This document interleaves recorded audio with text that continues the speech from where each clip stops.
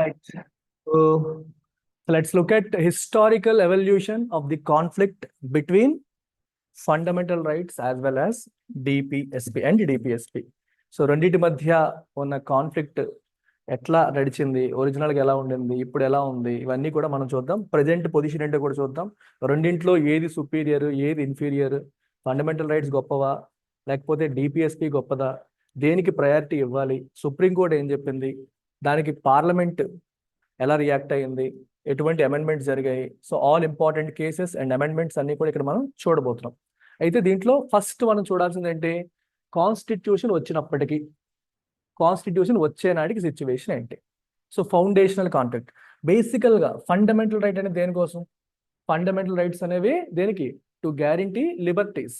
So fundamental rights focus on individuals కదా, they focus on every individual citizen. So individual సిటిజన్ని state action నుంచి protect చేయడానికి మనకి fundamental rights అనేవి ఉన్నాయి. So FRs protect individuals from the actions, arbitrary actions of state. ఓకేనా, అందుకోసం వీళ్ళకి కొన్ని రైట్స్ ఇచ్చి, ఆ రైట్స్ ద్వారా వాళ్ళని ఎంపవర్ చేసి, వీళ్ళని స్టేట్ అబ్యూస్ చేయకుండా, మిస్యూజ్ ఆఫ్ పవర్ జరగకుండా కాపాడుతున్నారు. అలాగే ఆ రైట్స్ని ఎన్ఫోర్స్ చేయడం కోసం, సుప్రీంకోర్టుకి వెళ్ళడం కోసం ఆర్టికల్ 32 ద్వారా కాన్స్టిట్యూషనల్ రెమెడీస్ కూడా ప్రొవైడ్ చేయడం అనేది జరిగింది. At the same time we also have DPSP, directive principles of state policy. ఇవేం చెప్తున్నాయి, దే ఆర్ డైరెక్షన్స్, అంటే స్టేట్కి, అంటే గవర్నమెంట్కి కాన్స్టిట్యూషనల్ మేకర్స్ కాన్స్టిట్యూషన్ ద్వారా పంపిన సందేశం. మీరు చట్టాలు చేసేటప్పుడు, పాలసీస్ డిజైన్ చేసేటప్పుడు వీటన్నింటినీ దృష్టిలో పెట్టుకోవాలి. సోషల్ జస్టిస్ అచీవ్ చేయాలి, ఎకనామిక్ ఇన్ఈక్వాలిటీస్ తగ్గాలి, ప్రజల జీవన ప్రమాణాలు అనేవి పెరగాలి. దానికోసం you need to do lot of stuff. ఎన్నో చట్టాలు చేయాలి, ఎన్నో పాలసీలు చేయాలి. అప్పుడు ఈ డిపిఎస్పీస్ని మీరు దృష్టిలో పెట్టుకొని వీటిని ఇంప్లిమెంట్ చేయాలి, వీటిని అప్లై చేయాలి అని ఇచ్చిన సూచనలు, instructions, recommendations, moral philosophical guidance DPSP. అర్థమైందా? సో ఇప్పుడు మీరు ఒకసారి ఆలోచించండి, ఇఫ్ యు ఆర్ స్టేట్, మీరే ప్రభుత్వం అనుకోండి, మీరేం ఆలోచిస్తారు, కాన్స్టిట్యూషనల్ మేకర్స్ మనకి ఇన్ని చేయమని చెప్పారు, ఇవన్నీ చేయాలంటే వీటి కోసం మనం చట్టాలు చేయాలి. ఫర్ ఎగ్జాంపుల్ ఎకనామిక్ ఇన్ఈక్వాలిటీస్ లేకుండా చేయమన్నారు. ఎకనామిక్ ఇన్ఈక్వాలిటీస్ లేకుండా చేయాలంటే ఏం చేయాలి, నేను బాగా జమీందారీ వ్యవస్థలో వాటిలో వేల ఎకరాలు ఉన్న వాళ్ళ దగ్గర ఆ ల్యాండ్ తీసుకొని పేదవాడికి పంచాలి. సో ల్యాండ్ సీలింగ్ యాక్ట్ లాంటివి తీసుకురావాలి. అవి దేని ద్వారా తీసుకొస్తున్నారు, దేని స్ఫూర్తితో తీసుకొస్తారు, డిపిఎస్పి. అది తీసుకొచ్చినప్పుడు ఏమవుతుంది, it leads to A conflict. ఎందుకు, ఆ వ్యక్తి యొక్క రైట్ టు ప్రాపర్టీ, అతని దగ్గర ఆస్తిని లాగేసుకున్నాము అనే మాట వస్తుంది. ఈ రెండింటికి కాన్ఫ్లిక్ట్ వస్తుంది. So by default the way it is designed, డిపిఎస్పిని ఇంప్లిమెంట్ చేయడం కోసం మనం ఏదన్నా కార్యక్రమం చేస్తే అది తెలియకుండా ఫండమెంటల్ రైట్ ని వైలేట్ చేయడం అనేది జరుగుతుంది. That is the foundational conflict between these two. Original గా కాన్స్టిట్యూషన్ వచ్చేనాటికే బై డిఫాల్ట్ ఈ కాన్ఫ్లిక్ట్ అనేది బై డిజైన్ ఉంది. You can say it exists by design. మనం ఏదో కొత్తగా తెచ్చింది కాదు, బై డిజైన్ ఈ పరిస్థితి అనేది ఉంది. సో కాన్ఫ్లిక్ట్ ఎక్కడ వస్తుంది మనకి, like fundamental rights like freedom to trade కావచ్చు, freedom to property, right to property కావచ్చు. సో జనరల్ గా అవి ఏమవుతాయి, they could come in conflict with states redistributive programmes. మన డిపిఎస్పీస్ లో ఆర్టికల్ 39B and C ఏం చెప్తున్నాయి మనకి, ఈక్విటబుల్ డిస్ట్రిబ్యూషన్ ఆఫ్ వెల్త్ ఉండాలి, కాన్సన్ట్రేషన్ ఆఫ్ వెల్త్ ఉండకూడదు. రిసోర్సెస్ కానీ వెల్త్ కానీ కొందరి చేతిలో కేంద్రీకృతం అవ్వకుండా మనం చూడాలి అని 39B and C చెప్తున్నప్పుడు, మరి వాటిని ఇంప్లిమెంట్ చేయడం కోసం ఏమైనా చట్టాలు తీసుకొస్తే అవి రైట్ టు ప్రాపర్టీతో కాన్ఫ్లిక్ట్లోకి వచ్చే అవకాశం ఉందనేది మనకి కాన్స్టిట్యూషన్ వచ్చేనాటికే క్లియర్గా తెలుసు. Because it is by design, that is how it is design. ఆ డిజైన్లోనే ఫ్లా ఉంది, ఆ డిజైన్లోనే ఈ కాన్ఫ్లిక్ట్కి అవసరమైన పొటెన్షియల్ ఉంది అని మీరు ఇక్కడ అర్థం చేసుకోవాలి. Is that clear everyone? Yes, sir. మరి ఫస్ట్ ఈ సిచ్యువేషన్ బయటకు వచ్చింది ఎప్పుడంటే, Champakam Dorairajan case. Very interesting case ఇది. ఆల్రెడీ మీకు ఫండమెంటల్ రైట్స్ చెప్పినప్పుడు ఈ ఆర్టికల్ గురించి, ఈ ఆర్టికల్ 15 చెప్పినప్పుడు చెప్పాను. చంపకం దొరైరాజన్ కేసు ఏం చేసిందంటే, గవర్నమెంట్ ఎడ్యుకేషనల్ ఇన్స్టిట్యూషన్స్ లో రిజర్వేషన్స్ కల్పించడానికి ప్రభుత్వం ప్రయత్నం చేసింది. అది రైట్ టు ఈక్వాలిటీని ఉల్లంఘించినట్టు కదా, అది right to equality and article 15ని ఉల్లంఘించినట్టు అని చెప్పేసి కేసు వేయడం జరిగింది. అంటే ఫండమెంటల్ రైట్ ని వైలేట్ చేస్తున్నట్టు. ప్రభుత్వం ఏం చేసింది? ఎడ్యుకేషన్ ఇన్స్టిట్యూషన్స్ లో రిజర్వేషన్ కల్పించడం అర్థం ఏంటి? వల్నరబుల్ మార్జినలైజ్ సెక్షన్స్ ని అప్లిఫ్ట్ చేయడం. మరి వల్నరబుల్ మార్జినలైజ్ సెక్షన్ అప్లిఫ్ట్ చేయడం అంటే ఏంటి? డిపిఎస్పీఏ కదా, వాళ్ళు అప్లిఫ్ట్ చేయమని చెప్పింది కదా టీపీఎస్పీ. సో దానికోసం ప్రభుత్వం తీసుకొచ్చిన ఇటువంటి పాలసీని అది ఫండమెంటల్ రైట్ టు ఈక్వాలిటీని వైలేట్ చేస్తుంది అన్న కారణంతో కోర్టులోకి వెళ్తే సుప్రీంకోర్టు గవర్నమెంట్ యొక్క పాలసీని ఏం చేసింది? ఇన్వాలిడేట్ చేసింది. ప్రభుత్వం చేసింది తప్పు, ఎందుకంటే it violated article 15 clause 1 right to ఈక్వాలిటీని అది వైలేట్ చేస్తుంది. సో ఎడ్యుకేషన్ ఇన్స్టిట్యూషన్స్ లో మీరు అలా రిజర్వేషన్స్ ఇస్తే కొందరిని మీరు ప్రయారిటైజ్ చేసినట్టు అవుతుంది, అందరినీ సమానంగా చూడనట్టు అవుతుంది అని సుప్రీంకోర్టు ఇన్వాలిడేట్ చేయడం జరిగింది. Court emphasise that DPSP cannot override ఎఫ్ఆర్స్.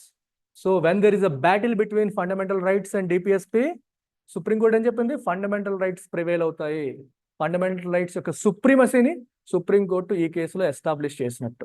అంటే మీరు ఏ పని చేసినా సరే అది డైరెక్టివ్ ప్రిన్సిపల్ ఆఫ్ స్టేట్ పాలసీలో ఉన్నప్పటికీ కూడా, దాన్ని ఇంప్లిమెంట్ చేయడం కోసం మీరు ఈ పని చేసినప్పటికీ కూడా అది ఫండమెంటల్ రైట్స్ ని వైలేట్ చేస్తే సుప్రీంకోర్టు చూస్తూ ఊరుకోదు. So DPSPs cannot override fundamental rights అని ఏ కేసులో? చంపకం దొరైరాజన్ కేసు. మీకు 3 కేసులు గుర్తుపెట్టుకోవాలి: చంపకం దొరైరాజన్, కేశవానంద భారతి, మినర్వా మిల్స్. డిపిఎస్పి అనగానే గుర్తు రావాల్సిన ప్రధానంగా 3 కేసులు. అందులో మొదటి కేసు మనం చూసేసాం. So and they remain subordinate to them. DPSPs అనేవి మనకి ఫండమెంటల్ రైట్స్ కన్నా ఎక్కువ కాదు. They remain subordinate to fundamental rights. Fundamental rights కి ప్రయారిటీ ఎక్కువ, డిపిఎస్పీకి ప్రయారిటీ తక్కువ అని సుప్రీంకోర్టు చంపకం దొరైరాజన్ కేసులో చెప్పడం జరిగింది. ఓకే, సో జడ్జిమెంట్ ఏం చెప్పిందమ్మా? It highlights that welfare policies under DPSP could be struck down if they were inconsistent with FRs. FRs తో ఇన్కన్సిస్టెంట్ అయితే వాటిని స్ట్రైక్ డౌన్ చేయడానికి అవకాశం ఉందని క్లియర్గా జడ్జిమెంట్ చెప్తుంది. సో దీనివల్ల మీకు చెప్పాను చాలాసార్లు, సుప్రీంకోర్టు ఎప్పుడైనా సరే పార్లమెంట్ యొక్క ఫ్రీడమ్ని రెస్ట్రిక్ట్ చేస్తోంది అనుకోండి, పార్లమెంట్ సైలెంట్గా ఉంటుందా? ఉండదు. It will respond. ఎలా? In the form of amendments. మీరేం చెప్పారు? ఫండమెంటల్ రైట్ ని వైలేట్ చేసింది కాబట్టి ఈ పాలసీ చెల్లదన్నారు. సో నేను ఇప్పుడు ఆ ఫండమెంటల్ రైట్ ని మార్చేస్తా. మీరు ఏ రైట్ ని వైలేట్ చేసిందని చెప్పి చెల్లదన్నారో, లెట్ మీ అమెండ్ ఇట్. ఎందుకంటే నాకు అమెండింగ్ పవర్ ఉంది. I have the power to amend the constitution. So నేను అదే ఆర్టికల్ 15 నేను అమెండ్ చేస్తానని చెప్పి ఆర్టికల్ 15 క్లాజ్ 4 యాడ్ చేసి special provisions for the advancement of socially and educationally backward classes కి మనం ఏదన్నా చెయ్యొచ్చు అని చెప్పి. సో ఇప్పుడు సుప్రీంకోర్టు దగ్గరికి మళ్ళీ ఈ కేసు వచ్చింది అనుకోండి, సుప్రీంకోర్టు ఏం చెప్తుంది? ఆర్టికల్ 15 చూస్తుంది, 15(1) చూస్తే కుదరదు అన్నట్టు ఉంటుంది. మరి అదే ఆర్టికల్లో 15 క్లాస్ 4 ఉంది, అదే ఆర్టికల్లో 15 క్లాస్ 4 ఉంది. So socially and educationally backward classes కోసం, వాళ్ళ అడ్వాన్స్మెంట్ కోసం మనం ఏదన్నా ప్రావిజన్స్ తీసుకొస్తే దానికి పైనున్న ప్రావిజన్స్ అప్లై అవ్వవు అని చెప్పి క్లియర్గా అందులోనే మెన్షన్ చేసింది. సో ఇప్పుడు ఏదన్నా మనం చేస్తే సుప్రీంకోర్టు అది ఇన్వాలిడేట్ చేయదు. The parliament responded by amending the constitution and inserting 15 clause 4. Is that clear? Yes, sir. Sir. Next చూడండి, స్ట్రెంథనింగ్ ఆఫ్ ఎఫ్ఆర్స్, గోలక్నాథ్ కేస్. ఇది very interesting case. Golaknath case గురించి కూడా మనం ఎఫ్ఆర్స్ లో డిస్కస్ చేసాము. మళ్ళీ బేసిక్ స్ట్రక్చర్ డాక్ట్రిన్ లో కూడా మనం డిస్కస్ చేస్తాం. ఏ కాంటెక్స్ట్ లో డిస్కస్ చేసాం గుర్తుందా? In the context of definition of law definition లోకి కాన్స్టిట్యూషన్ వస్తుందా రాదా, ఆ కాంటెక్స్ట్ లో మనం డిస్కస్ చేసాం. Article 13. Okay, so Golaknath versus state of Punjab కేసులో సుప్రీంకోర్టు ఏం చెప్పిందంటే, Parliament could not amend fundamental rights. Parliament fundamental rights ని అమెండ్ చెయ్యలేదు అని చెప్పింది గోలక్నాథ్ కేసులో Supreme Court. Even to implement social justice policies inspired by డిపిఎస్పిని ఇంప్లిమెంట్ చేయడానికైనా సరే మీరు ఫండమెంటల్ రైట్స్ ని వైలేట్ చేసే అధికారం పార్లమెంట్కి లేదు అని క్రిస్టల్ క్లియర్ గా సుప్రీంకోర్టు చెప్పడం జరిగింది. So it treated fundamental rights as inviolable. అసలు వాటిని వైలేట్ చేయడానికి లేదు, అంటే వాళ్ళని అసలు టచ్ చేయడానికే లేదు. మీరు అమెండ్మెంట్ చేయాలంటే ఎక్కడెక్కడో చేసేసుకోండి, కాన్స్టిట్యూషన్లో రిమైనింగ్ పార్ట్ ఆఫ్ ద కాన్స్టిట్యూషన్లో చేసుకోండి, కానీ ఫండమెంటల్ రైట్స్ని వైలేట్ చేయడానికి లేదు, వాటిని టచ్ చేయడానికి లేదు అని చెప్పింది. And FRs are beyond the scope of amendment. FRs are beyond the scope of amendment అంటే అమెండ్మెంట్ స్కోప్లోకి ఎఫ్ఆర్స్ రావు. పార్లమెంట్ కొన్ని అమెండింగ్ పవర్లోకి ఎఫ్ఆర్స్ రావు, ఫండమెంటల్ రైట్స్ రావు. అంటే మీరు ఫండమెంటల్ రైట్స్ని అమెండ్ చేయలేరు. మిగిలిన part of the constitution amend చేసుకోవచ్చు, కానీ ఫండమెంటల్ రైట్స్ని అమెండ్ చేయలేరని క్లియర్గా చెప్పడం జరిగింది. మీరు ఒకసారి గమనిస్తే ఇక్కడ మనకి ఈ 15 క్లాస్ 4 యాడ్ చేసినప్పుడు ఏమైంది, మనకి డిపిఎస్పికి మళ్ళీ ఎడ్జ్ వచ్చేసింది కదా, డిపిఎస్పికి ఎడ్జ్ వచ్చేసింది. ఇప్పుడు ఏమైంది, ఎఫ్ఆర్స్కి మళ్ళీ ఎడ్జ్ వచ్చేసింది. సో గేమ్ చూడండి ఎటు నుంచి షిఫ్ట్ అవుతుందో. ఆ 15 క్లాస్ 4 యాడ్ చేయడం ద్వారా రిజర్వేషన్ పాలసీస్ నేను చేయాలంటే చేసుకోవచ్చు. సో నాకు ఎఫ్ఆర్స్ అడ్డు రావు ఆ ఆస్పెక్ట్ వరకు. మళ్ళీ ఇక్కడ ఏమైంది, ఎఫ్ఆర్స్ని మళ్ళీ స్ట్రెంథన్ చేసేసింది గోలక్నాథ్ కేసు. తర్వాత మరి సైలెంట్గా ఈ గోలక్నాథ్ కేసు ఏం చేసింది, ఇట్ క్రియేటెడ్ ఏ డెడ్లాక్. ఒక డెడ్లాక్ క్రియేట్ చేసింది. ఏమని, Parliament's ability to amend FRs to implement social and economic reforms. It hindered అంటే ఏంటి, obstructed welfare initiatives. Welfare initiatives చేయడం కోసం ప్రభుత్వం ఎన్నో ప్లాన్లు వేస్తుంది, ఏవేవో చేద్దాం అనుకుంటుంది.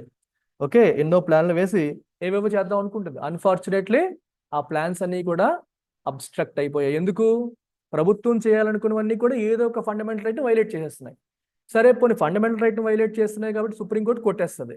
సో కాబట్టి మనం ఫండమెంటల్ రైట్ని అమెండ్ చేసేద్దాం అనుకుంటే అమెండ్ చేయడానికి పవర్ లేదని చెప్పి గోలక్నాథ్ కేసులో సుప్రీంకోర్టు చెప్తాం. మీకు అర్థమైందా స్టోరీ ఎలా ఉందో? సో గవర్నమెంట్ డిపిఎస్పిని ఇంప్లిమెంట్ చేయడం కోసం government comes out with a policy or law. Story ఎలా ఉంది చూడండి. This policy or law comes in conflict with FRs. ఎప్పుడైతే ఇది ఎఫ్ఆర్స్తో కాన్ఫ్లిక్ట్లోకి వస్తుందో సుప్రీంకోర్టు ఇంటర్వీన్స్ అండ్ ఇన్వాలిడేట్స్, దాన్ని కొట్టేస్తుంది. ఇన్వాలిడేట్స్ దట్ పాలసీ ఆర్ లా. ఇది జరగకూడదంటే గవర్నమెంట్ యూజింగ్ పార్లమెంట్ ఏం చేస్తుంది, ఎఫ్ఆర్స్ని అమెండ్ చేస్తుంది. ఇది ప్రొసీజర్, ఇలా జరుగుతుంది. ఇప్పుడు ఎఫ్ఆర్స్ని అమెండ్ చేసే అవకాశం మీకు లేదు అనేసరికి సో ఈ ఇన్వాలిడేషన్ని తప్పించుకునే అవకాశం లేని పరిస్థితి వచ్చేసింది. ఒక రకమైన డెడ్లాక్, అంటే ప్రభుత్వం ఏం చేయాలనుకున్నా చేయలేదు. Just in fundamental rights violate చేయకపోతే పర్లేదు, కానీ వైలేట్ చేసినట్టు ఏం చేయాలనుకున్నా చేయలేని పరిస్థితికి గోలక్నాథ్ కేసు తీసుకురావడం జరిగింది. Clear students? Now strengthening of DPSP. So DPSP weak అయిపోయినట్టే కదా, అక్కడ ఎఫ్ఆర్స్ స్ట్రెంథన్ అయ్యాయి, డిపిఎస్పి వీక్ అయిపోయింది. సో ఇప్పుడు ప్రభుత్వం ఏం చేసిందంటే పార్లమెంట్ ద్వారా 24th and 25th అమెండ్మెంట్స్ వచ్చాయి. సో 24th అమెండ్మెంట్లో ఏం చేశారు ఒకసారి చూడండి. This amendment explicitly empowered Parliament to amend any part of the constitution. Fundamental రైట్స్ని అమెండ్ చేయడానికి లేదు అని లేదు, any part of the constitution. మీరు కాన్స్టిట్యూషన్లో ఏ భాగాన్నైనా సరే వెచ్చలవిడిగా అమెండ్ చేసేసుకోవచ్చు, మీకు ఫుల్ పవర్స్ ఉన్నాయి అని చెప్తుంది. ఎలా, లా డెఫినిషన్లోకి ఇది రాదు అని చెప్పి మార్చారు. ఆర్టికల్ 30ని మార్చేశారు. 30ని చేంజ్ చేయడం ద్వారా ఈ డెఫినేషన్లోకి ఇది రాదు అన్నప్పుడు ఇంక ప్రాబ్లం లేదు. ఎనీ పార్ట్ ఆఫ్ ద కాన్స్టిట్యూషన్ని విచ్చలవిడిగా అమెండ్ చేసేసుకోవచ్చు, ఇంక్లూడింగ్ ఫండమెంటల్ రైట్స్ అని చెబుతూ మళ్ళీ such amendments shall not be subject to judicial review అని కూడా చెప్పేశారు. వాటిని జుడిషియరీ రివ్యూ చేయడానికి లేదు అని కూడా చెప్పడం జరిగింది. ఎందుకంటే దేన్నన్నా మేము అమెండ్ చేసుకోవచ్చు, ఆ అమెండ్మెంట్స్ని రివ్యూ చేయడానికి కూడా లేదు అని చెప్పి చెప్తున్నట్టే పార్లమెంట్కి అటువంటి అమెండింగ్ పవర్ ఉంది. ఏ పార్ట్ ఆఫ్ ద కాన్స్టిట్యూషన్ అంటే మేము అమెండ్ చేసేసుకోవచ్చు, ఆ అమెండ్మెంట్ని మీరు రివ్యూ చేయడానికి కూడా లేదు అని 24th అమెండ్మెంట్ చెప్తుంది. So this amendment sought to reinforce the authority of Parliament. Parliament యొక్క అథారిటీ స్ట్రెంథెన్ అయింది in light of the growing conflict between FRs and implementation of DPSPs, particularly those aimed at land reforms. ఎక్కువగా land reforms కోసం తీసుకొచ్చినవన్నీ right to ప్రాపర్టీతో కాన్ఫ్లిక్ట్లోకి వెళ్ళిపోయాయి. Major issue అంతా between land reforms and right to property, దీని మధ్య major issues అన్నీ ఉన్నాయన్నమాట. So ఇక్కడ ఏది స్ట్రెంథెన్ అయింది, డిపిఎస్పి స్ట్రెంథెన్ అవ్వడం అనేది జరిగింది. క్లియర్ అమ్మా? గోలక్నాథ్ కేసుకి వచ్చేసరికి ఎఫ్ఆర్స్కి బలం వచ్చేసింది, ఇక్కడ డిపిఎస్పి. ఎలాగా, ఎందుకంటే any part of the constitution ని అమెండ్ చేసేసుకోవచ్చు ఎవరు, పార్లమెంట్. అమెండ్ చేసే పవర్ వచ్చింది కాబట్టి ఒకవేళ నేను డిపిఎస్పిని ఇంప్లిమెంట్ చేయడం కోసం ఏదన్నా పాలసీ తీసుకొస్తే ఆ పాలసీ ఏదన్నా ఫండమెంటల్ రైట్ని వైలేట్ చేస్తే సుప్రీంకోర్టు అడ్డు పెడుతుందని అనిపిస్తే నేను ఫస్ట్ ఇలా ఫండమెంటల్ రైట్ని అమెండ్ చేస్తాను, తర్వాత ఇంప్లిమెంట్ చేసుకుంటాను. అప్పుడు సుప్రీంకోర్టు నుంచి కూడా నాకు ఏ ప్రాబ్లం రాదు. సో నాకు లైన్ క్లియర్ అయిపోతుంది. సో డిపిఎస్పిస్కి బలం పెరిగిపోయింది. 25th అమెండ్మెంట్, 24th అయిపోయింది కదా, 25th చూడండి. 25th అమెండ్మెంట్ ఏం చేసిందంటే ఆర్టికల్ 31C యాడ్ చేసింది కాన్స్టిట్యూషన్కి. Article 31C. ఈ 31C ఏం చేసిందంటే ఈ 31C కరెంట్ ఒకసారి చూడండి. 1970లో bank nationalisation case, RC Cooper versus Union of India case అనమాట ఇది. ఇందులో సుప్రీంకోర్టు ఏం చేసిందంటే 14 కమర్షియల్ బ్యాంక్స్, కమర్షియల్ అంటే ఏంటి, private banks, private banks nationalise చేయడం అంటే అర్థం ఏంటి, వాటిని గవర్నమెంట్ బ్యాంక్స్గా మార్చాడు, పబ్లిక్ బ్యాంక్స్గా మార్చేయడం. సో దాన్ని బ్యాంక్ నేషనలైజేషన్ అంటాం. అలా చేస్తారు. మీరు బ్యాంక్ నేషనలైజేషన్ చేశారంటే వాళ్ళ పర్సనల్ ప్రాపర్టీని, ప్రైవేట్ ప్రాపర్టీని మీరు లాగేసుకున్నట్టే కదా అని చెప్పి దాని మీద కూడా కేసు వచ్చింది. సో ఆ కేసు వచ్చినప్పుడు సుప్రీంకోర్టు ఏం చేసింది, it stopped it. You can't take control of those commercial banks. Commercial banks అనేవి ప్రైవేట్, మీరు గవర్నమెంట్ చేయలేరు అని సుప్రీంకోర్టు ఆపేసింది. ఆపితే దానికి రెస్పాన్స్గా 25th అమెండ్మెంట్ తీసుకొచ్చారు. ఈ సుప్రీంకోర్టు జడ్జిమెంట్ని నల్లిఫై చేయడం కోసం 25th అమెండ్మెంట్ తీసుకొచ్చి ఆర్టికల్ 31C తీసుకొచ్చారు. ఆర్టికల్ 31Cని ఇన్సర్ట్ చేశారు. అయితే ఆర్టికల్ 31Cలో ఏముంది, directive principles. Articles 39B and C ఏవైతే ఉన్నాయో ఇవేం చెప్తున్నాయి, కాన్సన్ట్రేషన్ ఆఫ్ వెల్త్ ఉండకుండా ఈక్విటబుల్ డిస్ట్రిబ్యూషన్ ఆఫ్ రిసోర్సెస్ జరిగేలా చూడాలని ఆర్టికల్ 39B అండ్ C చెప్తున్నాయి. సో ఇక్కడ వెరీ ఇంట్రెస్టింగ్ పాయింట్ ఏంటంటే మీరు డిపిఎస్పిలో ఉన్న 39B అండ్ 39C వీటిని ఇంప్లిమెంట్ చేయడం కోసం మీరు ఏదన్నా చేస్తే అవి ఆర్టికల్ 14 లేదా ఆర్టికల్ 19ని వైలేట్ చేస్తున్నాయి అనుకోండి, even then these are protected అని ఆర్టికల్ 31C చెప్తోంది. అంటే they can violate articles 14 and 19 అని చెప్తోంది. అదే మరి అది కూడా ఫండమెంటల్ రైట్లోనే ఉంది. 31C ఏం చెప్తుంది, 39B అండ్ 39Cని ఇంప్లిమెంట్ చేయడం కోసం మీరు ఏదైనా చట్టం కానీ పాలసీ కానీ తీసుకొస్తే they are protected from 14 and 19. అంటే 14, 19 అది వైలేట్ చేస్తున్నాయి అనే ఉద్దేశంతో వాటిని స్ట్రైక్ డౌన్ చేయడానికి లేదు. They are protected from being struck down as being violative of articles 14 and 19. వాటిని వైలేట్ చేస్తుంది అన్న కారణంతో వాటిని స్ట్రైక్ డౌన్ చేయడానికి లేదు అని చెప్పేశారు. సింపుల్గా చెప్పాలంటే 39B అండ్ 39Cని ఇంప్లిమెంట్ చేయడం ఇప్పుడు కేక్ వాక్ అయిపోయింది గవర్నమెంట్కి. వాటిలో ఉన్న ప్రావిజన్స్ ఇంప్లిమెంట్ చేయడం కోసం ఏదన్నా చేయొచ్చు. అవి 14 అండ్ 19ని వైలేట్ చేస్తున్నాయి అన్న పేరుతో వాటిని ఆపలేరు. ఇది ఎవరు చెప్పారు, 31C. 31C is also part of fundamental rights. Same part 3లోనే ఉంది, అవే ఫండమెంటల్ రైట్స్లో అది ఉంది. కాబట్టి ప్రొటెక్షన్ అనేది మనకి కాన్స్టిట్యూషనల్ అమెండ్మెంట్ ద్వారా వచ్చేసింది. సో ఈ ఇంపాక్ట్ ఏంటి, this amendment significantly prioritised the DPSPs over fundamental rights. దీనివల్ల ఏమైంది, డిపిఎస్పీస్కి బలం బాగా పెరిగిపోయింది. ఫండమెంటల్ రైట్స్ కంటే డిపిఎస్పీసే గొప్ప అనే సిచ్యువేషన్ వచ్చేసింది. వీటికి ప్రయారిటీ పెరిగిపోయింది. Especially 24th and 25th constitutional amendment acts, ఈ రెండింటి ద్వారా వీటికి బలం బాగా పెరిగింది. సో గవర్నమెంట్ వెచ్చలవిడిగా డిపిఎస్పీస్ని ఇంప్లిమెంట్ చేసేసుకోవచ్చు అన్న స్వేచ్ఛ, ఫ్రీడమ్ అనేది వచ్చేసింది. ఓకే, జ్యుడిషియల్ ఇంటర్ఫీరెన్స్ ఉంటుందని మనం భయపడాల్సిన అవసరం లేదు.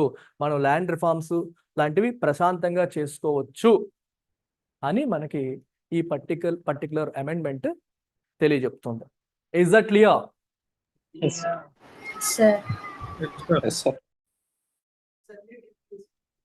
ఆబ్వియస్లీ సుప్రీంకోర్టు ఏంటి, ఎఫ్ఆర్స్కి, జడ్జిమెంట్స్ అన్ని ఎఫ్ఆర్స్కి, అమెండ్మెంట్స్ అన్ని డిపిఎస్పీస్కి. కామన్ సెన్స్ అది. సో ఎఫ్ఆర్స్కి ప్రొటెక్టర్ ఎవరు, సుప్రీంకోర్టు. ఆబ్వియస్లీ పార్లమెంట్ ఎవరి కంట్రోల్లో ఉంటుంది, పార్లమెంట్ పేరుకి లెజిస్లేచరే, కానీ మెజారిటీ ఎంపీస్ ఎవరికి ఉన్నాయి, అధికారంలో ఎగ్జిక్యూటివ్కే కదా. ఆబ్వియస్లీ పార్లమెంట్ నుంచే, లెజిస్లేచర్ నుంచి ఎగ్జిక్యూటివ్ ఫామ్ అవుతుంది. సో ఎవరికైతే మెజారిటీ ఎంపీలు ఉన్నాయో వాళ్ళ కంట్రోల్లోకి పార్లమెంట్ ఉన్నట్టే. సో వాళ్ళకున్న మెజారిటీని ఉపయోగించి, పార్లమెంట్కి ఉన్న అమెండింగ్ పవర్ని ఉపయోగించి వాళ్ళు సుప్రీంకోర్టుని కంట్రోల్ చేస్తారు, రైట్స్ని కంట్రోల్ చేస్తారు. కాదు కదా, అన్నీ చేయలేరు కదా. అందుకే కేశవానంద భారతి కేసు. నువ్వు ఇలా అంటావని తెలిసే కేశవానంద భారతి కేసు వచ్చింది. సో ఇలా నేను ఏం చేసినా సరే అమెండ్ చేసేస్తున్నారు, అమెండ్మెంట్తో నా నోరు ముగిస్తున్నారని చెప్పి సుప్రీంకోర్టు కేశవానంద భారతి కేసులో షిఫ్ట్ టువర్డ్స్ బ్యాలెన్స్, అది ఎక్కువ కాదు ఇది ఎక్కువ కాదు అనే విషయం ఇక్కడ మనకు వచ్చింది. కేశవానంద భారతి కేసులో సుప్రీంకోర్టు ఏం చెప్పింది? ది అమెండబిలిటీ ఆఫ్ ఎఫ్ఆర్స్ ని ఏం చెప్పింది? అప్హెల్డ్. అంటే ఫండమెంటల్ రైట్స్ ని అమెండ్ చేయొచ్చా అంటే చెయ్యొచ్చు. అమెండ్ గోలక్నాథ్ కేసులో ఏం చెప్పింది? చేయకూడదనండి. చెయ్యకూడదని ఏం లేదు, చేసుకోవచ్చు. కానీ it introduce the concept of basic structure. Basic structure doctrine ని ఇంట్రడ్యూస్ చేసింది, restricting parliament's power to make changes that alter the constitution's core principles. Constitution కి కొన్ని ఫౌండేషనల్ ప్రిన్సిపల్స్ అనేవి ఉంటాయి. ఓకే, వాటినే మనం బేసిక్ స్ట్రక్చర్ అని చెప్పి ఒక సిద్ధాంతంగా చెప్పి, ఈ బేసిక్ స్ట్రక్చర్ ని మాత్రం మీరు వైలేట్ చేయకూడదు. If you want to amend the constitution, do it for DPSP or for any other reason. డిపిఎస్పిని ఇంప్లిమెంట్ చేయడానికి కావచ్చు, ఆర్ ఎనీ అదర్ రీజన్ కోసం కావచ్చు. మీరు కాన్స్టిట్యూషన్ అమెండ్ చేయాలనుకుంటున్నారా, చేయండి. ఫండమెంటల్ రైట్స్ అమెండ్ చేయాలనుకుంటున్నారా, చేసుకోండి, ప్రాబ్లం లేదు. As long as you don't touch the foundation. What is that foundation? Basic structure. అంటే కొన్ని కోర్ ప్రిన్సిపల్స్ని బేసిక్ స్ట్రక్చర్లో భాగమని డిఫైన్ చేసి, secular, okay, independence of judiciary, separation of powers, కొన్ని బేసిక్ ప్రిన్సిపల్స్, కోర్ ప్రిన్సిపల్స్ని బేసిక్ స్ట్రక్చర్ అని define చేసి, వీటిని మీరు ఎట్ ఎనీ కాస్ట్ టచ్ చేయలేరు. ఈ బేసిక్ స్ట్రక్చర్ డాక్టరీనే లేకపోతే, ఇందాక అబ్బాయి అన్నట్టు ఎగ్జిక్యూటివ్కే పవర్ ఎక్కువ ఉన్నట్టు, provided they have full majority in legislature. ఎందుకంటే అమెండ్మెంట్ చేయాలంటే స్పెషల్ మెజారిటీ కావాలి. నార్మల్ జస్ట్ 50% కంటే ఎక్కువ ఉంటే సరిపోదు. ఆ స్పెషల్ మెజారిటీ లోక్సభ, రాజ్యసభలో వాళ్ళకు ఉంటే ఇష్టం వచ్చినట్టు కాన్స్టిట్యూషన్ అమెండ్ చేసేసుకొని జ్యుడిషియరీని కూడా మనం నచ్చినట్టుగా అవాయిడ్ చేసేసుకోవచ్చు. కానీ అలా జరగకుండా ఏం చేసింది జ్యుడిషియరీ? బేసిక్ స్ట్రక్చర్ డాక్టరీని తీసుకొచ్చింది. సో అమెండబిలిటీ అనేది restricted. Parliament doesn't have absolute amending power. Its amending power is restricted by basic structure. మన TGPSC గ్రూప్ 1లో వచ్చింది, మెయిన్స్లో ఈ క్వశ్చన్ వచ్చింది. ఓకేనా, చూసుకోండి. So the court stress that neither FRs nor DPSPs could be given absolute primacy. ఏ రెండింటికి కూడా మనం అబ్సల్యూట్ ప్రైమసీ అనేది ఇవ్వలేము. రెండు more or less equal. Okay, Parliament was permitted to amend FRs to align with DPSPs provided such changes did not violate the constitution basic structure. డిపిఎస్పీస్తో align అవ్వడం కోసం, డిపిఎస్పీస్ని ఇంప్లిమెంట్ చేయడం కోసం మీరు అమెండ్ చేసుకోవచ్చు ఎఫ్ఆర్స్ని, కానీ అది బేసిక్ స్ట్రక్చర్ని మాత్రం వైలేట్ చేయకూడదు. సో ఒకసారి స్టోరీ రివైండ్ చేసుకోండి. Champakam Dorairajan case, first case FRs powerful, amendment ద్వారా మళ్ళీ డిపిఎస్పీ. ఆ తర్వాత నెక్స్ట్ ఏంటి? చంపకం దొరైరాజన్ కేసు ఎఫ్ఆర్సే కదా. సుప్రీంకోర్టు ఏం చెప్పింది? రిజర్వేషన్ మీరు ఇంప్లిమెంట్ చేయలేవు, ఎందుకంటే రైట్ టు ఈక్వాలిటీని దెబ్బ కొడుతుందని చెప్పి దాన్ని ఫస్ట్ అమెండ్మెంట్ యాక్ట్తో దాన్ని కౌంటర్ చేశారు. ఆ తర్వాత ఏంటి? గోలక్నాథ్ కేసు ఏం చెప్పింది? ఫండమెంటల్ రైట్స్ ఏ పవర్ఫుల్ అని చెప్పింది. ఫస్ట్ అమెండ్మెంట్ ద్వారా డిపిఎస్పీ కొంచెం బలం తెచ్చారు. మళ్ళీ గోలక్నాథ్ కేసు ద్వారా ఫండమెంటల్ రైట్స్ బలం అన్నారు. దాన్ని ఎలా కౌంటర్ చేశారు? 24th, 25th అమెండ్మెంట్స్, దాని ద్వారా మళ్ళీ డిపిఎస్పీ బలం వచ్చేసింది. మళ్ళీ కేశవానంద భారతి కేసులో బ్యాలెన్స్ వచ్చింది. రెండింటిని బ్యాలెన్స్ చేయడం జరిగింది. ఓకే, ఇష్టం వచ్చినట్టు అమెండ్ చేయడానికి లేదు, అమెండ్ చేయొచ్చు, కానీ బేసిక్ స్ట్రక్చర్ని టచ్ చేయకూడదని చెప్పడం జరిగింది. So this judgement resolve the deadlock, allowing the state to pursue socio economic objectives. మీరు సోషియో ఎకనామిక్ ఆబ్జెక్టివ్స్ని ప్రశాంతంగా వెచ్చలవిడిగా పర్సూ చేసుకోవచ్చు, అంటే వాటిని మీరు అటెంప్ట్ చేయొచ్చు without compromising the essential constitutional values. Essential constitutional values అంటే ఏంటి? Basic structure. దాన్ని కాంప్రమైజ్ చేయకుండా, వైలేట్ చేయకుండా చేయొచ్చు. So this marked a turning point towards harmonising FRs and D. ఒకటి ఎక్కువ ఒకటి తక్కువ అని కాదు, రెండింటి మధ్య హార్మోనియస్ బ్యాలెన్స్ అనేది, అంటే రెండు సామరస్యంగా, ఒకటి ఇంకో దాన్ని హర్ట్ చేసేలా కాకుండా, రెండు అంటే ఇండివిజువల్ లిబర్టీస్ ఇంపార్టెంటే, అలాగే కమ్యూనిటీ వెల్ఫేర్ కూడా ఇంపార్టెంటే. వ్యక్తి ఇంపార్టెంటా, సమాజం ఇంపార్టెంటా అంటే రెండు ఇంపార్టెంటే. సమాజం పేరుతో వ్యక్తి యొక్క స్వేచ్ఛని, వ్యక్తిగత స్వేచ్ఛని హరించకూడదు. వ్యక్తిగత స్వేచ్ఛ పేరుతో సమాజ శ్రేయస్సుని అడ్డుకోకూడదు. సమాజ శ్రేయస్సు కోసం డిపిఎస్పీస్ పాటుపడతాయి, వ్యక్తిగత స్వేచ్ఛ కోసం ఎఫ్ఆర్స్ పాటు పడతాయి. రెండు ఇంపార్టెంట్, హార్మోనైజ్ చేసుకోవాలి. వినడానికి మనకి ఎలా ఉంటుందంటే సమాజ శ్రేయస్సు ఇంపార్టెంట్ కదా అని, ఆ పేరుతో ప్రభుత్వం మన స్వేచ్ఛని కంప్లీట్గా హరించే అవకాశం ఉంటుంది. అప్పుడు నీకు స్వేచ్ఛ ఉండదు. స్వేచ్ఛ లేని జీవితం మంచిది కాదు. ఎన్ని ఉండని, ఎన్ని ఫెసిలిటీస్ ఉన్నాయి, if you don't have freedom, మాట్లాడడానికి కావచ్చు, తిరగడానికి కావచ్చు, ఏం చేయడానికి కావచ్చు, నీకు ఏమైనా ఫ్రీడమ్స్ అనేవి లేవనుకోండి, యూ డోంట్ ఎంజాయ్. ఎన్ని ఫెసిలిటీస్ ఉన్నా నువ్వు ఎంజాయ్ చేయవు. మీ సింపుల్ ఎగ్జాంపుల్, సమంత ఆ సినిమా ఉంది కదా, ఆయన ఆనంద్ విహారీ, అనసూయ, రామలింగం. అందులో తనకి ఫుల్ ఆస్తులు ఉంటాయి, ఏం చేయాలన్నా వాళ్ళ అమ్మ పర్మిషన్ కావాలి, తనకి స్వేచ్ఛ ఉండదు, ఫ్రీడమ్ ఉండదు. ఎంత ఉందని కాదు, నీకు ఫ్రీడమ్ లేనప్పుడు యూ డోంట్ ఎంజాయ్ ఇట్. అలాగే ప్రభుత్వం నీకు ఎన్నన్నా ఇవ్వచ్చు, కానీ నువ్వు ఇది చేయకూడదు, అది చేయకూడదు అని టూ మెనీ రెస్ట్రిక్షన్స్ పెట్టినప్పుడు యూ డోంట్ ఫీల్ గుడ్. రెండు important, you have to balance, you have to ensure a balance. Next మళ్ళీ డిపిఎస్పీని స్ట్రెంథెన్ చేసేసారు. ఇక్కడ బ్యాలెన్స్ వచ్చింది కేశవానంద భారతి కేసులో. మళ్ళీ ఎమర్జెన్సీ టైంలో వచ్చిన 42nd అమెండ్మెంట్ ద్వారా, అమెండ్మెంట్ అనగానే మీకు ఏం రావాలి, డిపిఎస్పీకి బలం పెరిగిపోతుంది. కేసు అనగానే ఆ బలం తగ్గుతుంది లేదా స్టాండర్డైజ్ అవుతుంది. ఇందులో ఏం చేశారంటే, ఇందాక మనం 31C మాట్లాడుకున్నాం కదా, 31C ఏం చెప్తుంది, 39B అండ్ 39C కోసం మీరు ఏదైనా ఇంప్లిమెంట్ చేస్తే అది 14ని 19ని వైలేట్ చేస్తుంది అన్న పేరుతో ఆపకూడదు అని చెప్పారు. ఈ అమెండ్మెంట్ ఏం చేసిందంటే 31C యొక్క స్కోప్ని 39B 39CA కాదు, మొత్తం అన్ని డిపిఎస్పీస్కి, అంటే 36 నుంచి 51లో ఉన్న ఏ డిపిఎస్పీని ఇంప్లిమెంట్ చేయడానికి మేము ప్రయత్నం చేసినా సరే అది 14ని 19ని వైలేట్ చేస్తుందని ఆపకూడదు అన్నట్టుగా 31C యొక్క స్కోప్ని ఎక్స్పాండ్ చేస్తుంది. అర్థమైంది మీకు? 31C యొక్క స్కోప్ని ఎక్స్పాండ్ చేస్తుంది. సో దీనివల్ల ఏమవుతుంది, this amendment aim to reinforce the precedence of DPSP. మళ్ళీ డిపిఎస్పీయే గొప్పది, ఎఫ్ఆర్స్ కన్నా డిపిఎస్పీ గొప్పది అన్నట్టుగా చేస్తారు. So without the fear of judicial invalidation మనం విచ్చలవిడిగా అమెండ్మెంట్స్ చేసేసుకోవాలి, డిపిఎస్పీని ఇంప్లిమెంట్ చేసేసుకోవచ్చు. అమెండ్మెంట్ కూడా చేయక్కర్లేదు, ఇంకా నేను చేసేసుకోవచ్చు. నేను ఏదన్నా చట్టం తీసుకొస్తాను, అది 36 నుంచి 51 లోపు ఏదో ఒకదానికి లింక్ అయిందని చూపించగలిగితే చాలు. పలానా ఆర్టికల్లో డిపిఎస్పీలు ఇది మెన్షన్ చేశారు, అది ఇంప్లిమెంట్ చేయడం కోసం నేను ఈ చట్టం చేశాను. సో ఈ చట్టం 14 వైలేట్ చేసినా 19 వైలేట్ చేసినా నన్ను ఏమనొద్దు, కావాలంటే ఆర్టికల్ 31C చూడండి.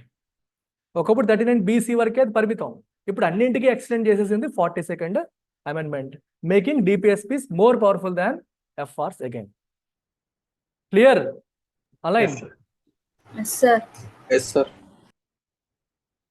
మళ్ళీ Minerva Mills case, restoration of balance మళ్ళీ రెస్టోర్ అయింది. So Minerva Mills versus Union of India కేసులో సుప్రీంకోర్టు ఏం చెప్పింది, it struck down the extended scope of 31C. ఇంతకుముందు ఏదైతే ఉందో ఆ స్కోప్ వరకు నాకు ఓకే, 39B 39C వరకు ఓకే, మీరు మొత్తం ఎక్స్టెండ్ చేసేసుకుంటే కుదరదని చెప్పి మినర్వా మిల్స్ కేసులో సుప్రీంకోర్టు దట్ ఎక్స్టెండెడ్ స్కోప్ని స్ట్రైక్ డౌన్ చేసింది. ఒరిజినల్ స్కోప్ అయితే ఉంటుంది, ఎక్స్టెండెడ్ స్కోప్ ఉండదు. Ruling that DPSPs cannot completely override FRs.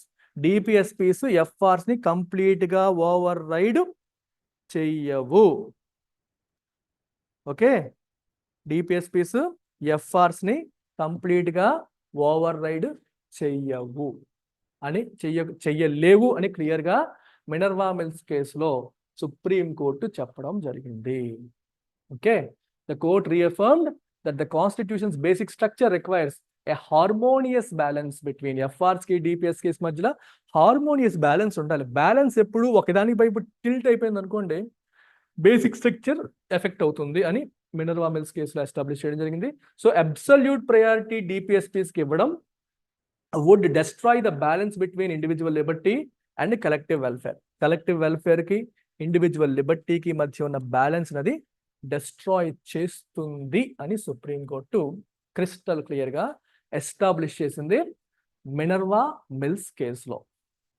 So మొత్తం స్టోరీ అంతా చెప్పేశాను మీకు, చంపకం దొరైరాజన్ కేసు నుంచి మినర్వా మిల్స్ కేసు వరకు ఈ స్టోరీ అంతా మీ మైండ్లో రన్ అవ్వాలి. అమెండ్మెంట్స్ అన్నీ కూడా డిపిఎస్పీని బలం పెంచుతాయి, కేసెస్ అన్నీ కూడా రెస్టోర్ చేస్తాయి, బ్యాలెన్స్ని రెస్టోర్ చేస్తాయి, లేదా ఎఫ్ఆర్స్ని కొంచెం స్ట్రెంథెన్ చేస్తూ ఉంటాయి. సో అలా మీరు పెట్టుకుంటే, కాన్సెప్చువల్గా మైండ్లో పెట్టుకుంటే it becomes quite easy. So let's do a quick revision. Okay sir చూడండి. ఫస్ట్ చూడండి, ఫౌండేషనల్ కాన్ఫ్లిక్ట్ మనం మాట్లాడేసాం. ఇది ఫస్ట్ది. Okay, early judicial verdict, Champakam Dorairajan case. దీంట్లో ఏం చేశారమ్మా, సుప్రీంకోర్టు రిజర్వేషన్స్ కోసం తీసుకొచ్చిన పాలసీని ఇన్వాలిడేట్ చేసింది. గవర్నమెంట్ ఏం చేసింది? ఫస్ట్ అమెండ్మెంట్ తీసుకొచ్చి 15 Clause 4 పెట్టి రిజర్వేషన్స్ని ఇన్వాలిడేట్ చేయకుండా కాపాడేస్తుంది. నెక్స్ట్ ఏమైంది?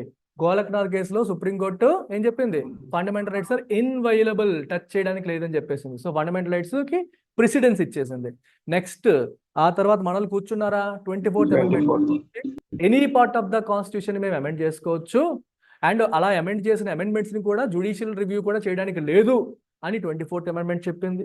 మరి 25th అమెండ్మెంట్ ఏం చెప్పింది? 31C తీసుకొచ్చి 39B and C DPSPలో ఉన్న 39B and Cని ఇంప్లిమెంట్ చేయడం కోసం మీరు ఏ చట్టం లేదా ఏ పాలసీ తీసుకొచ్చినా ఆ పాలసీ ఆర్టికల్ 14ని లేదా 19ని వైలేట్ చేస్తుందన్న కారణంతో ఇన్వాలిడేట్ చేయడానికి లేదు అని వాటికి ప్రొటెక్షన్ కల్పించింది 25th అమెండ్మెంట్.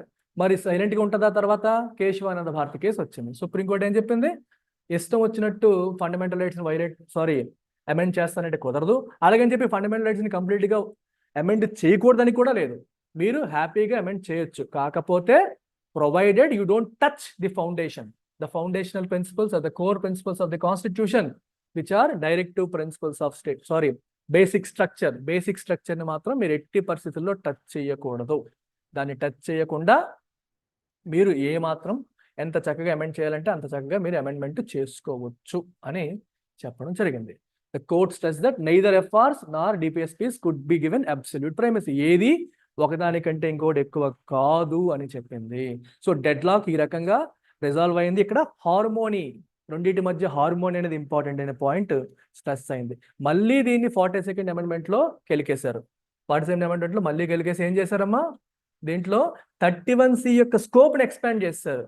ఎక్స్పాండ్ చేసి 39B 39CA కాదు, 36 నుంచి 51 వరకు ఉన్న ఏ DPSPని ఇంప్లిమెంట్ చేయడానికి మేము ఏ చట్టం తీసుకొచ్చినా ఏ పాలసీ తీసుకొచ్చినా అది 1419 వైలేట్ చేస్తుందని చెప్పి మీరు ఇన్వాలిడేట్ చేయకూడదు, అని చెప్పి. Babu Venkat Chaitanya, go on mute. Chaitanya, stay on mute. Okay, so ఇలా చెప్పడం జరిగింది. అంటే డిపిఎస్పికి మళ్ళీ ప్రయారిటీ ఇచ్చేసాం. తర్వాత మినర్వా మిల్స్ కేసులో మళ్ళీ బ్యాలెన్స్ రెస్టోర్ అయింది. ఏం చెప్పింది? హార్మోనియస్ బ్యాలెన్స్, రెండింటి మధ్య హార్మోనియస్ బ్యాలెన్స్ అనేది అవసరం ఎఫ్ఆర్స్కి డిపిఎస్పిస్కి. మీరు అలా ఇష్టం వచ్చినట్టు స్కోప్ని ఎక్స్టెండ్ చేసుకుంటూ వెళ్ళిపోతే కుదరదు అని చెప్పి ఎక్స్టెండెడ్ స్కోప్ని స్ట్రైక్ డౌన్ చేసి బ్యాలెన్స్ని మళ్ళీ రెస్టోర్ చేసింది. ఓకే, ఇప్పుడు చూడండి ప్రజెంట్ కాన్స్టిట్యూషనల్ పొజిషన్ ఏంటి? మీరు ఎన్ని చెప్పండి, still there is a slight edge to fundamental rights. ఎందుకని? బేసిక్ స్ట్రక్చర్ని ప్రొటెక్ట్ చేస్తుంది. ఇప్పుడు అబ్సల్యూట్ అమెండింగ్ పవర్ లేదు కదా కాన్స్టిట్యూషన్కి అబ్సల్యూట్ అమెండింగ్ పవర్ లేదు. పార్లమెంట్కి కాన్స్టిట్యూషన్ ఇష్టం వచ్చినట్టు అమెండ్ చేసే పవర్ లేదు. ఒకవేళ చేయడానికి ప్రయత్నం చేసినా సుప్రీంకోర్టు కొట్టేస్తూ ఉంటుంది. మళ్ళీ చూసాం మనం ఆల్రెడీ, బేసిక్ స్ట్రక్చర్ పేరును ఉపయోగించి కొట్టేస్తూ ఉంటుంది ఒకవేళ ఆ స్ట్రక్చర్ని వైలేట్ చేస్తే. అందుకని we can say they have some edge or supremacy over DPSP. అయితే స్పెసిఫిక్ కేసెస్లో, అంటే ఇలాంటివి 39B 39C వరకు వచ్చేసరికి డిపిఎస్పికి ఎడ్జ్ వస్తుంది. ఎందుకంటే 31C ప్రొటెక్ట్ చేస్తుంది. అక్కడ 39B 39C ఇంప్లిమెంట్ చేయడం కోసం వచ్చినప్పుడు డిపిఎస్పికి ఎడ్జ్ ఉంటుంది. బట్ రిమైనింగ్ కేసెస్లో ఫండమెంటల్ రైట్స్కి ఎడ్జ్ ఉంటుంది. ఒక్క ఈ పర్టికులర్ కేసులో మాత్రమే డిపిఎస్పికి ఎడ్జ్ ఉంటుందని మీరు గుర్తుపెట్టుకోవాలి. తర్వాత రైట్ టు ప్రాపర్టీని 44th అమెండ్మెంట్లో రిమూవ్ చేస్తారు. దాన్ని ఫండమెంటల్ రైట్గా రిమూవ్ చేస్తారు. రైట్ టు ప్రాపర్టీని రిమూవ్ చేయడం అని కాదు, ఆర్టికల్ 31ని రిమూవ్ చేసేసి దాన్ని లీగల్ రైట్గా 300A కింద లీగల్ రైట్గా లేదా కాన్స్టిట్యూషనల్ రైట్గా ఎస్టాబ్లిష్ చేయడం అనేది జరిగింది. ఓకే, సో పార్లమెంట్ రోల్ అంటే it can amend fundamental rights to implement DPSPs as long as the amendment does not violate basic section. ఇది మీరు చెప్పాలి. డిపిఎస్పీస్ని ఇంప్లిమెంట్ చేయడం కోసం మేము ఫండమెంటల్ రైట్స్ కాన్స్టిట్యూషన్ని అమెండ్ చేయొచ్చు as long as it doesn't violate basic structure, అంతే. So conclusion ఏం చెప్తారు? Conflict between fundamental rights and DPSPs reflects the tension between political democracy and social justice. So ఈ పదాలు ఒకసారి చూసేద్దాం. మనం పొలిటికల్ డెమోక్రసీ అనేది మనం ఎక్కువగా ఫండమెంటల్ రైట్స్కి అసైన్ చేస్తున్నాం. సోషల్ అండ్ ఎకనామిక్ డెమోక్రసీ అనే పదం, ఈ పదాలు మనకి డిపిఎస్పీస్కి అసైన్ చేస్తున్నాం. పొలిటికల్ డెమోక్రసీ అంటే అర్థం ఏంటమ్మా? పొలిటికల్ స్పేస్లో మనం ఫ్రీగా పార్టిసిపేట్ చేసే అవకాశం. ఫర్ ఎగ్జాంపుల్ పొలిటికల్ స్పేస్లో నువ్వు ఫ్రీగా పార్టిసిపేట్ చేయాలంటే నీకు మాట్లాడే స్వేచ్ఛ ఉండాలి, ఎందుకంటే నువ్వు ప్రభుత్వాన్ని విమర్శిస్తూ ఉంటావు. So right, freedom of speech ఉండాలి, రైట్ టు అసెంబ్లీ, ఎందుకంటే నువ్వు నిరసనలు వ్యక్తపరుస్తావు, ప్రొటెస్టులు చేస్తావు, పార్టీలు ఫామ్ చేసుకోవాలి అంటే ఏంటి, ఫ్రీడమ్ ఆఫ్ అసోసియేషన్, అసెంబ్లీ, అలాగే ఏంటి freedom of speech, right to vote కూడా ఎక్స్ప్రెషనే కదా. ఇలాంటివన్నీ కూడా దేని కిందకి వస్తాయి, మనకి పొలిటికల్ డెమోక్రసీని ఎన్హాన్స్ చేసేవి. అర్థమవుతుందా, మీరు అర్థం చేసుకుంటున్నారా? డెమోక్రసీ అంటే మోర్ పార్టిసిపేషన్, పొలిటికల్ అంటే పొలిటికల్ స్పేస్లో. సో ఇండివిజువల్కి లిబర్టీ ఉన్నప్పుడే కదా పొలిటికల్ స్పేస్లో తను పార్టిసిపేట్ చేయగలుగుతాడు. మాట్లాడాలంటే మాట్లాడే స్వేచ్ఛ ఉండాలి, పార్టీ పెట్టాలంటే పార్టీ పెట్టే స్వేచ్ఛ ఉండాలి, గుమికూడాలంటే గుమికూడే స్వేచ్ఛ ఉండాలి, ఓటు వేయాలంటే ఓటు వేయడానికి, కంటెస్ట్ చేయాలంటే కంటెస్ట్ చేయడానికి, వీటన్నిటికీ స్వేచ్ఛలు ఉండాలి. ఉన్నాయా? ఉన్నాయి. అవి ఎక్కడి నుంచి వచ్చాయి? రైట్స్ నుంచి వచ్చాయి. సో ఈ రైట్స్ అన్ని కూడా మనకి పొలిటికల్ డెమోక్రసీని ఎన్హాన్స్ చేస్తున్నాయి. మరి డిపిఎస్పీలు ఏం చేస్తున్నాయి? ఎకనామిక్ అండ్ సోషల్ డెమోక్రసీ అంటే ఇన్ఈక్వాలిటీస్ పోవాలి, ప్రజల్ని ఎంపవర్ చేయాలి, సొసైటల్ ఆస్పెక్ట్స్లో వాళ్ళు పార్టిసిపేట్ చేయాలంటే ఫస్ట్ వాళ్ళు ఎంపవర్ చేయాలంటే అప్లిఫ్ట్ చేయాలి, మార్జినలైజ్ సెక్షన్ అప్లిఫ్ట్ చేయాలి, ఇన్ఈక్వాలిటీస్ తగ్గించాలి. అవన్నీ చేయాలంటే డిపిఎస్పీస్ ద్వారా మార్జినలైజ్డ్ వల్నరబుల్ సెక్షన్స్ని అప్లిఫ్ట్ చేయడానికి కుదురుతుంది, ఇన్ఈక్వాలిటీస్ని తగ్గించడానికి కుదురుతుంది, కాన్సన్ట్రేషన్ ఆఫ్ వెల్త్ జరగకుండా కుదురుతుంది. అందుకు సోషల్ అండ్ ఎకనామిక్ డెమోక్రసీని పరిరక్షించేది డిపిఎస్పీ, పొలిటికల్ డెమోక్రసీని పరిరక్షించేది ఫండమెంటల్ రైట్స్ అని అంటాం. ఓకేనా? సో కాన్స్టిట్యూషన్ సీక్స్ హార్మోనీ, రెండింటి మధ్య సామరస్యం కావాలి త్రూ బ్యాలెన్స్డ్ అప్రోచ్ అని చెప్పడం జరిగింది. Okay, that's it. Both are essential, రెండు కూడా ఇంపార్టెంటే అని ఇక్కడ మనకి చెప్పడం జరిగింది.